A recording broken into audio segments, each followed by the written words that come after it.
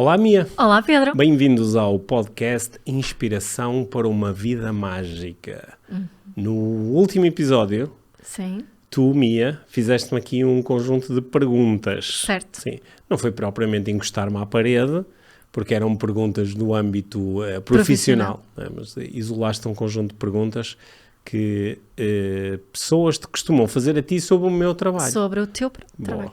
pois isso inspirou-me a também fazer uma lista de perguntas que as pessoas me costumam fazer a mim sobre o teu trabalho. Certo.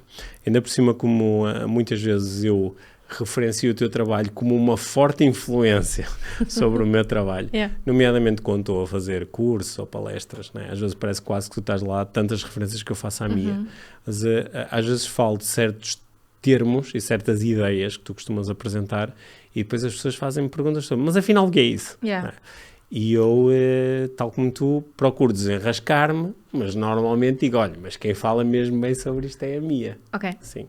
Bom, portanto, é isso que vamos fazer hoje. Vamos fazer hoje. Medo em relação a uma destas perguntas? Não. Não, se calhar assim alguma tensão, talvez. Sim. Porque tenho sempre, sabe, eu já partilhei isto, eu tenho uma das minhas principais necessidades é a necessidade de ser compreendida. E a necessidade de ser compreendida às vezes atrapalha-nos, explicamos as coisas em demasia. Certo.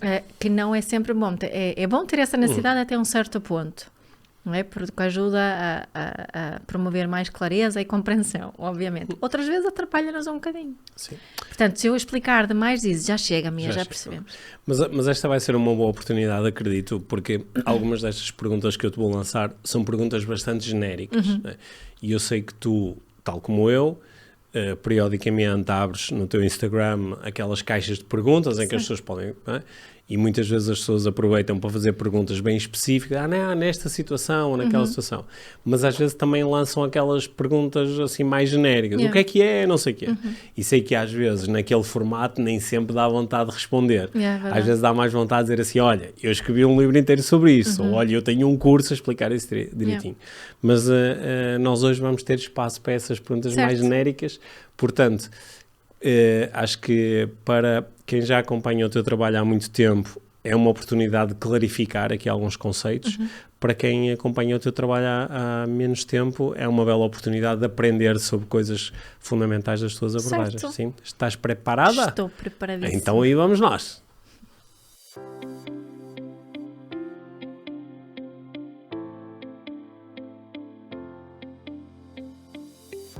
Mia, então, primeira pergunta.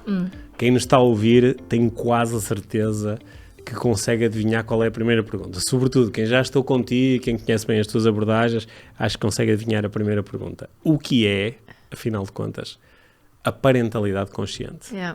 Eu já expliquei a parentalidade consciente de várias maneiras diferentes, mas ultimamente o que me apetece muito dizer é que a parentalidade consciente existe e tem como intenção nós podemos usufruir mais da nossa parentalidade, da relação que temos com os nossos filhos e desta grande tarefa que temos como pais, não é? Que a grande maioria das pessoas levam muito, muito a sério. E precisamente por levarmos tão a sério é que às vezes não usufruímos dessa tarefa, dessa que na realidade é uma dádiva, não é? Essa oportunidade que temos de nos relacionar e ajudar outro ser humano a crescer.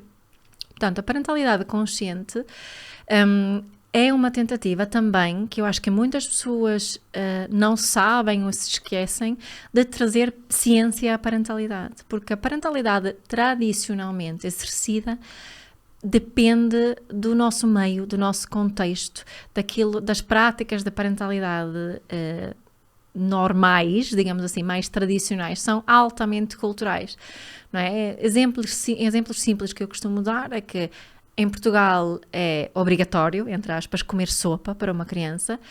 Num país nórdico, não é? Numa escola sueca comem sopa uma vez por semana, que é quinta-feira, que é dia da sopa. Quem tem razão Não sei. O que é que diz a ciência então sobre isto? Sobre sopa especificamente? Sobre sopa especificamente não diz grande coisa, mas sobre o que nos nutre e o que é bom comer diz muitas coisas. A sopa é só uma estratégia. Portanto, a parentalidade consciente ajuda-nos a escolher estratégias conscientes alinhadas com as nossas intenções e as nossas necessidades, aquilo que nós queremos para a nossa parentalidade. Ajuda-nos a questionar as práticas que temos, principalmente as práticas que sentimos que não funcionam. Ajuda-nos a olhar para os nossos problemas de parentalidade de uma forma que realmente está alinhada com as nossas intenções e para o nosso bem-estar, o bem-estar do nosso filho e o bem-estar da nossa relação. Portanto, o foco é a relação e não o comportamento da criança. O foco é promover uma qualidade tão boa da nossa relação que a criança possa crescer com uma autoestima saudável, que possa crescer com uma saúde emocional e mental saudável e que possa crescer como um bom contribuinte para o bem-estar geral da nossa sociedade. Portanto, e isso de uma forma gentil e divertida e assertiva ao mesmo tempo. Fez sentido esta explicação? Fez muito sentido. Eu não sei se posso dizer que sou o fã número 1 da parentalidade consciente, porque tu tens muitos fãs da parentalidade consciente, não é? E ajudaste a criar quase uma legião de fãs da parentalidade consciente.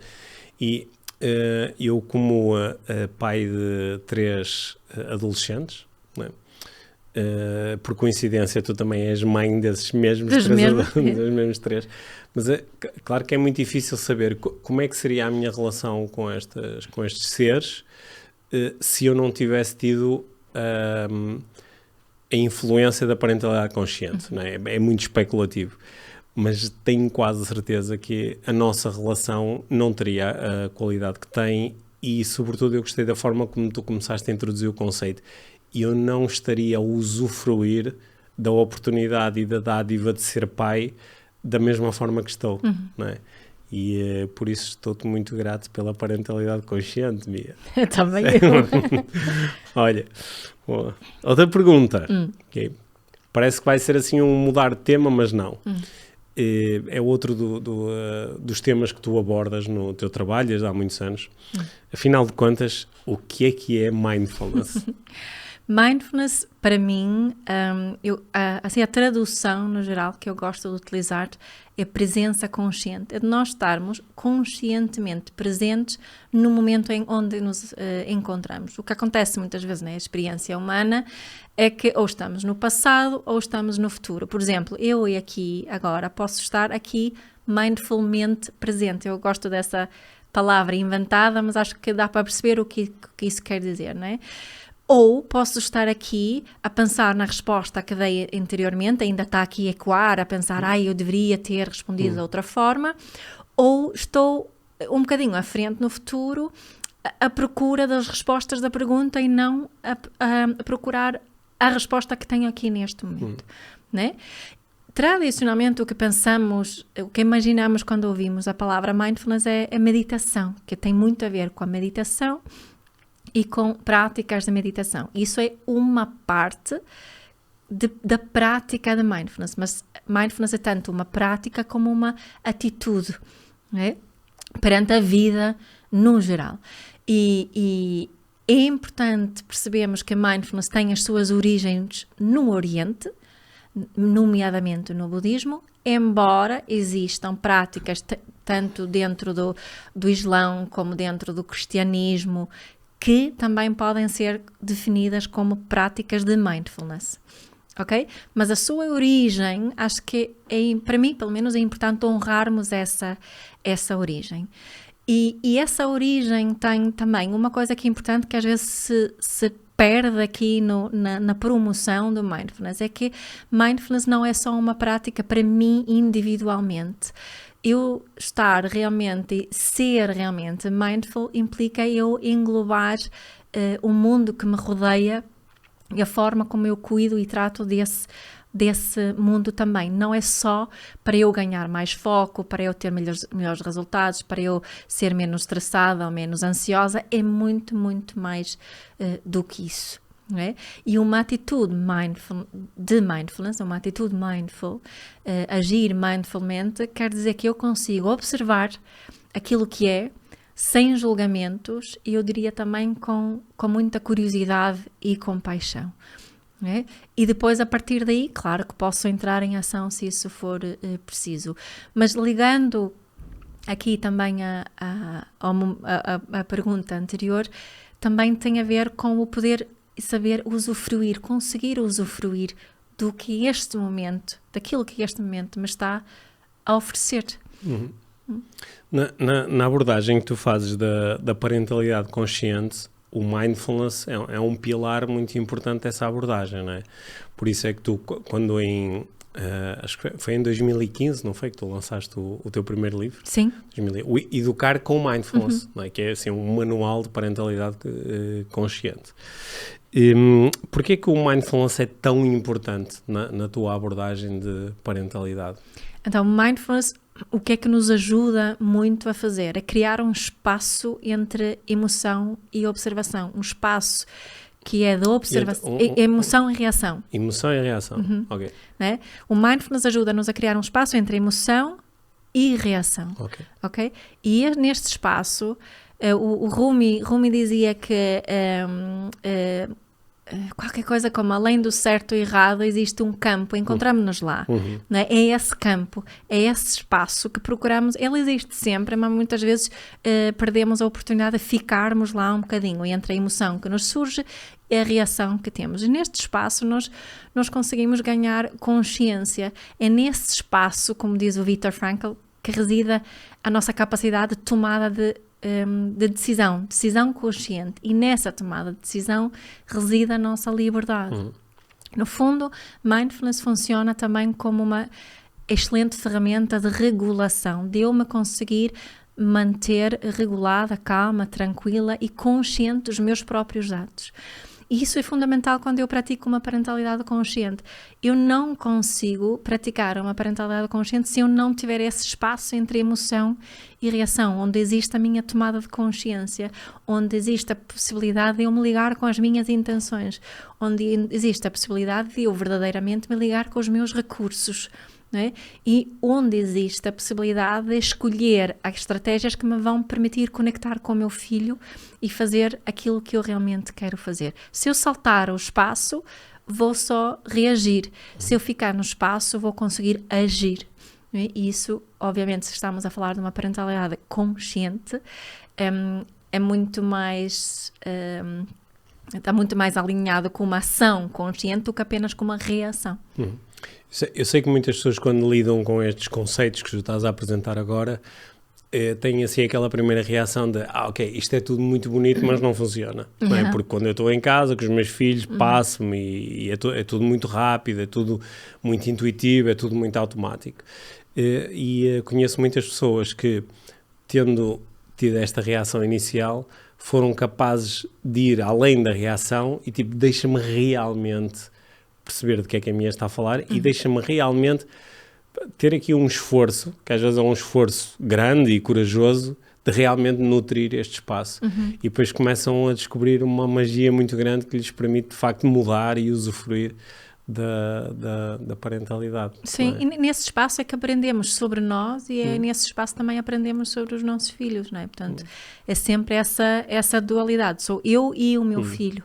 E só neste espaço é que eu consigo realmente cuidar dos dois. Sim. Tu, há pouco, quando estavas a falar da parentalidade consciente, falaste da ideia de ciência, não é? De uma abordagem científica, de uma parentalidade científica. O que é que isto realmente quer dizer quando falamos de parentalidade consciente? A parentalidade consciente tem muitas influências de várias pessoas e várias teorias. Não é? Eu estudei com Jes Priul, que é um terapeuta familiar que vem muito da escola da terapia familiar sistémica. Portanto, com a ideia de que um problema da criança é sempre um problema do sistema, da família ou da escola. Portanto, estamos todos interligados aqui, não podemos isolar uma criança como problemática. Mas a parentalidade consciente que eu procuro praticar e ensinar tem 3 influências científicas principais, ok? Há mais, eu costumo apresentar uma lista longa de influências, mas em primeiro lugar temos a teoria da vinculação, onde nós estamos a ter em conta a importância da vinculação na vida da criança, para ela poder ter uma vinculação segura, porque nós sabemos que uma vinculação segura promove um comportamento melhor na criança e um bem-estar muito maior da criança. Depois temos também a teoria da autodeterminação, que tem acima de tudo a ver com a motivação e a motivação intrínseca, porque é que queremos fazer o que fazemos. E dentro dessa teoria falamos da motivação, do que influencia a nossa motivação, é a autonomia que sentimos que temos, a liberdade de escolha que podemos ter ou não, quanto melhor equilíbrio nessa sensação de autonomia, melhor. A competência, quão competentes sentimos que estamos numa certa tarefa, e em inglês o belonging, nessa sensação de pertença que temos. Portanto, quando estamos a elaborar estratégias na parentalidade, nós vamos ter isto em mente. Vamos perceber, é importante a criança sentir autonomia, é importante ela sentir que pertence e que faz parte e que está a contribuir e tem uma ligação connosco, e também é importante que ela se sentir-se competente, e se ela não tiver as competências certas, não é, nós adultos podemos contribuir para a aprendizagem dessas competências. É muito diferente da ideia de que vamos aqui gerir o comportamento da criança com recompensas e com castigos, que não tem nada a ver.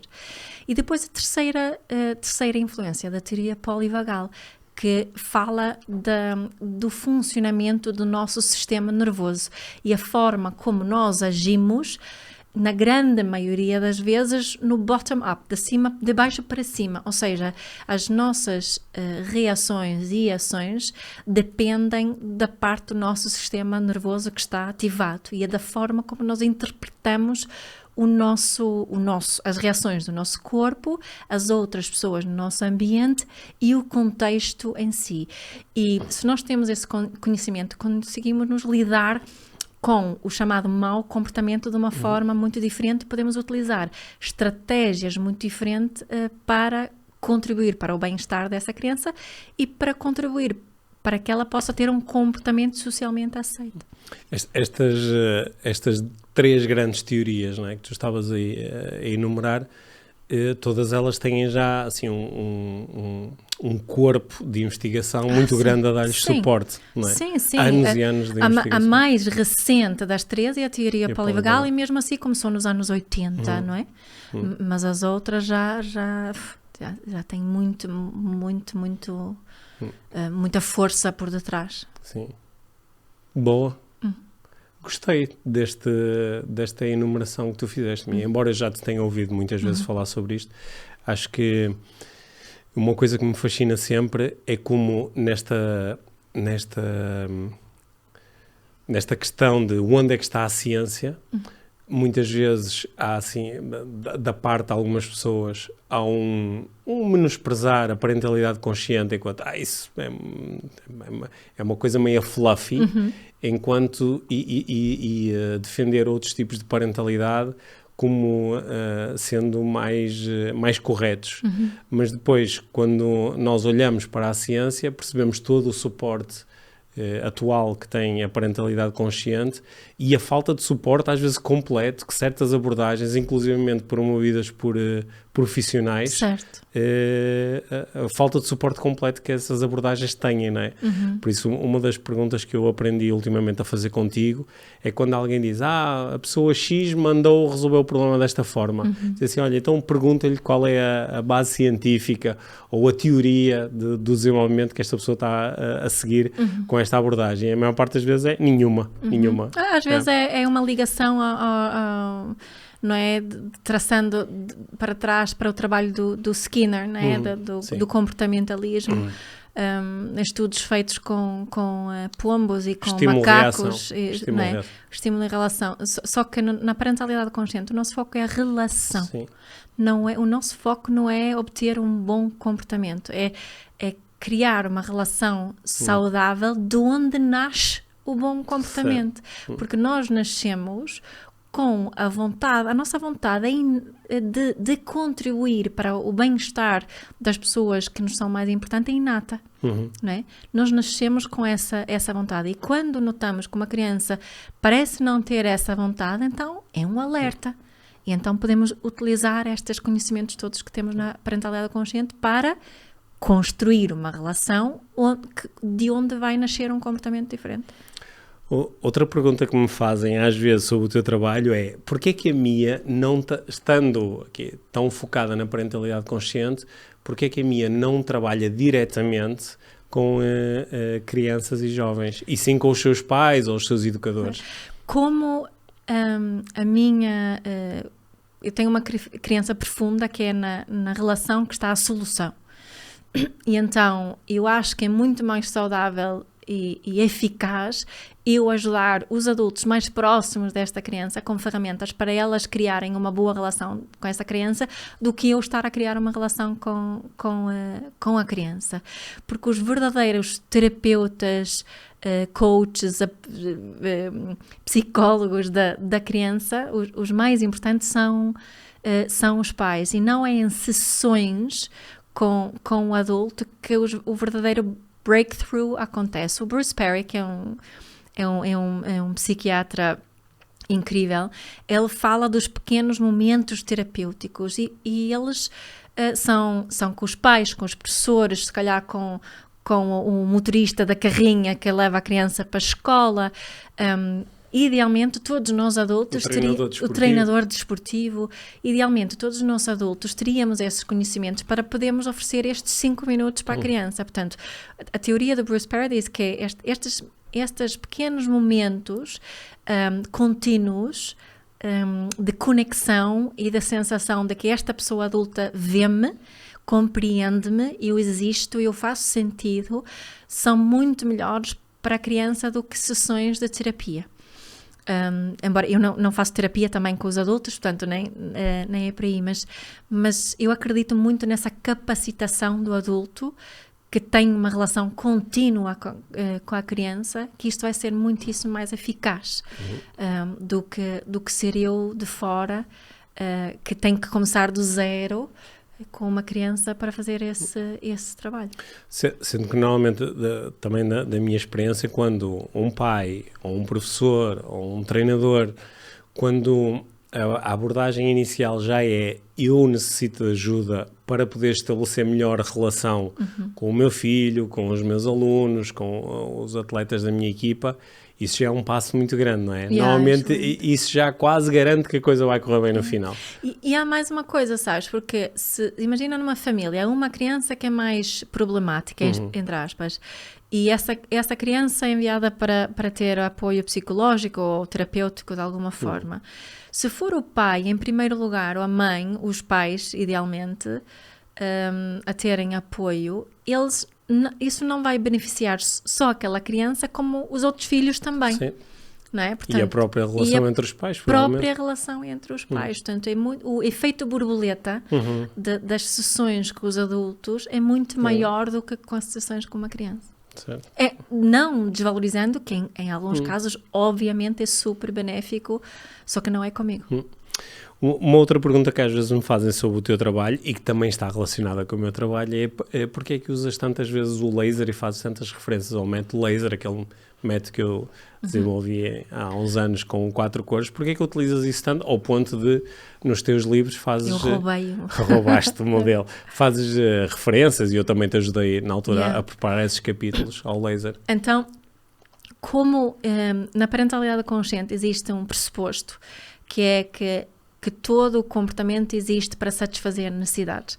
E tu, no modelo laser, tu ligaste de uma forma tão genial as necessidades com as energias. Portanto, o que é que o modelo laser ajuda os pais, através da observação, de acordo com as diferentes características das energias, a chegar até as necessidades da criança, de uma forma que é muito mais fácil do que ficaram só, quais serão aqui as necessidades? Mas quando eu ensino o modelo, ensino a reparar em padrões, em certo tipo de comportamentos que poderão a significar certas coisas, não é? Tenho sempre muito cuidado para não estarmos aqui a rotular as crianças dentro de uma certa energia, porque sabemos que isto é muito dinâmico, mas é uma ferramenta que ajuda nessa observação para chegar, acima de tudo, às necessidades. Porque se uma criança está a ter um comportamento que nos desafia, é porque está a procurar satisfazer certas necessidades. Quais são?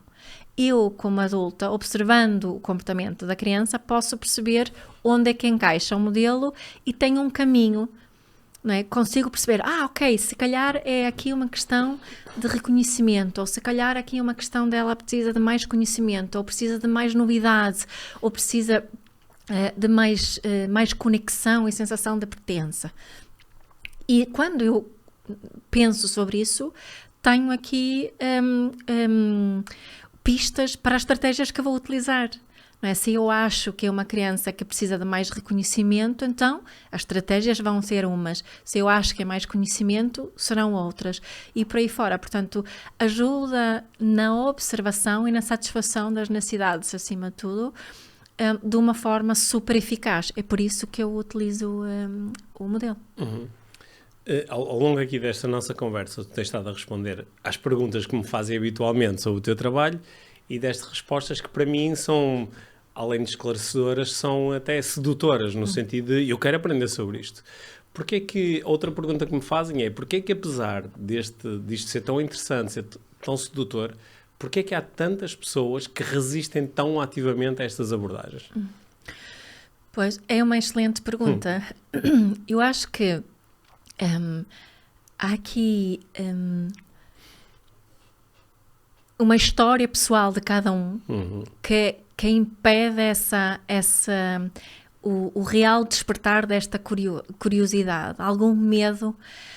Há muitas pessoas, todos nós, acho eu, que temos algum medo de sermos julgados, não queremos que ninguém nos aponte o dedo a dizer que até agora tu fizeste mal. Portanto, eu tenho sempre este cuidado, porque sei que muitas pessoas, algumas abordagens que eu proponho, que são totalmente contraditórias ao que têm feito até aquele momento, começam a sentir muita culpa. Certo. E mesmo que não admitam que sintam culpa, nem toda a gente vão admitir que se sentem culpados. E não só culpados, como também isto desperta vergonha. Vergonha por várias coisas, por coisas que eu fiz ou coisas que eu vivi, seja o que for. E a vergonha, ela empurra-nos em diferentes direções. Para algumas pessoas, vão dizer que vão me criticar muito, dizer que não tenho nada razão e vão atacar muito. Outras vão se esconder e não fazem perguntas porque a vergonha é tanta de eu não sirvo de nada, não sei de nada, fiz tudo mal, e portanto isolam-se. Isto fica só uma conversa dentro da sua cabeça. Portanto, assim, algumas... Sabes qual é o ato de resistência que eu acho ser mais engraçado? Isso não é bem assim. Não é bem assim, né? Isso eu ouço imensas vezes. Portanto, mas na realidade, agora estou a fazer uma afirmação que algumas pessoas certamente vão achar, isso não faz estar no sentido, não é nada disso, é porque isto tem que haver disciplina e as crianças têm que saber quem manda, né? Mas seja qual for a resistência, a base da resistência, ela existe porque estão aqui algumas necessidades em falta. Certo. Ou, se calhar não em falta, estão a utilizar a estratégia, a resistência para satisfazer as suas necessidades, que é muitas vezes de obter reconhecimento e importância, ou de sentir que fazem coisas bem, de se sentirem competentes. Portanto, se eu falar com uma pessoa dessas, vou primeiro procurar assegurar essas necessidades, se eu quiser que ela não seja assim tão resistente. Eu acho que, para além de tudo o que tu disseste, eu ainda às vezes noto uma outra coisa, que é, não tem tanta... Ou para além de eu de repente me sentir extremamente posto em causa, que é faça isto tudo que a minha está a dizer, então a forma como eu lido ou lidei com o meu filho talvez não seja a mais adequada. Isso faz-me sentir culpado, ainda por cima se calhar agora já passou o tempo, não é? Portanto posso começar a fazer muito julgamento, se calhar fui um mau pai, isso é muito duro, embora a tua proposta não tem nada a ver com a ativação deste julgamento, mas depois em cima disto ainda vem outra coisa, que para algumas pessoas é muito difícil, que é, então isto também deve querer dizer que a forma como os meus pais agiram comigo talvez não tenha sido a melhor. Exato. E ajuda até a explicar certas dificuldades que eu enfrento hoje enquanto adulto. E para não ter que lidar com isto, às vezes só nego e resisto e digo, isto não é bem assim, e fujo a este confronto. Sim, há aqui isso são diferentes estratégias que utilizamos, não é? E surge muito na conversa sobre a palmada, por exemplo, que eu levei e só me fez bem, não é? E acho que nós podemos... Parentalidade consciente é sobre ter a disponibilidade de questionar, não é sobre julgar. E acho que é importante percebermos que eu posso acreditar que os meus pais fizeram o melhor que sabiam, ao mesmo tempo que digo que e aquilo que fizeram fez-me mal. Sim. Eu posso não segurar... são coisas mutuamente exclusivas. Não, eu posso segurar essas duas verdades ao mesmo tempo e ajuda-me a continuar a ser compassiva em relação aos meus pais e amar os meus pais, só que essa realização é fundamental para eu poder fazer diferente, né? E eu não preciso só de dizer que eles fizeram o melhor que sabiam. Eu também posso dizer que isso fez-me mal, não é? É de criar... Porque só aí que cria uma narrativa coerente, que é importante para essa mudança. Última pergunta aqui da minha lista, Mia. Tu já começaste a falar sobre isso, sem saber qual era. É uma pergunta que às vezes me fazem sobre o teu trabalho e que muitas vezes não é propriamente para eu explicar o teu trabalho, mas é perguntarem-me a minha opinião sobre o teu trabalho. Que às vezes dizem-me assim, Pedro, mas tu não achas, eu ouvi a minha não sei o quê, mas tu não achas... que o que as crianças de hoje realmente precisam é de mais disciplina? Eu percebo de onde vem a pergunta, porque nós vemos, não é, ainda nesta semana que estamos a gravar isto, aconteceram 2 acontecimentos muito graves de school shootings, não é? Um em São Paulo, outro nos Estados Unidos. E é muito grave e é devastador e é muito assustador que isso possa acontecer. A questão é que isto não acontece por falta de disciplina. Aliás, se nós olharmos para trás para a educação destas crianças, provavelmente vamos perceber que houve muitos castigos, muita punição e talvez umas recompensas, não é? Por disciplina. Quando disciplinamos, gerimos o comportamento do outro com castigos e com recompensas, não é? Isso é que é a definição. Agora, se nós olharmos para o que é na realidade a base da palavra disciplina, chegamos à palavra discípulo e alguém que segue e aprende com um professor ou um líder. Portanto, se eu olhar para as crianças como discípulos, que estratégias é que vou utilizar? Agora, se nós sabemos também, que nós já falamos, se nós sabemos sobre o funcionamento do sistema nervoso e se nós percebermos o mecanismo da motivação e se nós percebermos a importância da vinculação, nós conseguimos perceber que disciplina, que é uma espécie de controlo do comportamento e coesão, não vai funcionar a longo prazo. Não é isso que precisamos. Precisamos de melhores relações, porque aí as crianças vão querer contribuir positivamente e colaborar. É isso que nós queremos. Nós não precisamos de crianças que aprendam a obedecer melhor, porque é nesse sistema de tanta contenção, que é um sistema de disciplina, que nascem estes comportamentos tão adversos. Tanto nesses como noutros onde há só balda. Né? Também pode dizer, porque eu não me sinto vista nem num sistema super anárquico, nem num sistema muito controlado. Eu sinto-me vista, compreendida num sistema onde há relação. E onde há escolha. Onde há escolha. E onde as pessoas me mostram o que querem e o que não querem. Onde as pessoas me mostram que o meu comportamento faz certas coisas com elas, despertam certas coisas nelas. Às vezes coisas boas, outras vezes menos boas. E eu aprendo, na parentalidade consciente, né? Eu aprendo a compreender isso. E aprendo a relacionar-me com as pessoas. Só com a disciplina, eu não aprendo a prestar atenção às minhas emoções e necessidades e não aprendo a prestar atenção às emoções e necessidades dos outros. Aprendes a cumprir regras. Aprendo só a cumprir regras. Não aprendo a questionar, não aprendo a falar sobre os meus limites, não aprendo a observar os limites dos outros, não aprendo a relacionar-me com os outros. E acho que aquilo que vemos muito nas escolas, por exemplo, hoje, é uma falta de competências relacionais, não é uma falta de obediência. Boa, é isso. Sim. Esta última resposta foi para ouvir e depois voltar o episódio para trás e ouvir outra vez. Sim, boa. Obrigado, Mia. Obrigada. Gostei muito de ter a oportunidade de fazer estas perguntas, todas sobre temas sobre os quais eu já te ouvi falar tantas vezes. Mas é uma coisa que me fascina sempre, é que a forma como tu vais falando destes temas vai evoluindo. Sim, claro. Porque vão aparecendo novos prismas, novas facetas, novas explicações e cada vez é mais...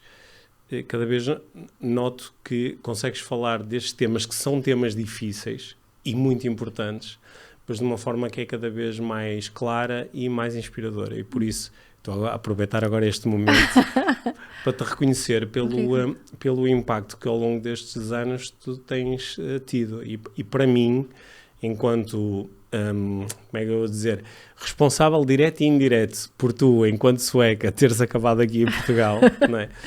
Às vezes é muito emocionante saber que tu estás a criar um impacto, não só em Portugal, como sobretudo noutros países da língua portuguesa, porque há muitas pessoas noutros países que te seguem e te ouvem, lês os teus livros e fazem os teus cursos, e é espetacular e muito emocionante ler testemunhas, pessoas que às vezes eu encontro e me dizem, li o livro da Mia, isto foi tão importante, ou se eu não tivesse começado a ouvir o vosso podcast, as ideias da minha sua parentalidade, provavelmente não tinha a ótima relação que tenho com o meu filho. Isso é mesmo é muito emocionante ouvir esses relatos e por isso acho que em nome de muita gente que habitualmente faz estas perguntas, também aproveito para te agradecer pelo trabalho que tens feito e que isto sirva também assim de incentivo para continuares a fazer. Claro. Sabes que praticar parentalidade consciente para mim é ser ativista por um mundo melhor. Eu já no passado já tive vontade de dizer isso e sentia que era um bocadinho parvo e arrogante, mas agora já há algum tempo que já assumi isso, mas é essa a ideia, não é? Da ativista por um mundo melhor a partir da minha relação com os meus filhos e as relações no geral que eu tenho. Quanto, não é? É isso também que nos diz a ciência, que a qualidade da nossa vida é determinada pela qualidade das nossas relações, portanto acho que vale a pena investir nelas. Sim, obrigado. Acho que tivemos aqui uma boa conversa e que estas perguntas nos ajudaram a construir aqui, sobretudo tu conseguiste fazer isso, construir aqui um episódio muito especial que espero que sirva assim para muitas pessoas, de vez em quando, deixa-me ouvir outra vez estas ideias e torná-las cada vez mais claras. E sabes, é mais fácil partilhar a tarefa da parentalidade com alguém que partilha a nossa visão, portanto, obrigada por isso. Sim. Boa, obrigado por esse reconhecimento. Sim. Obrigado, Mia. Obrigada.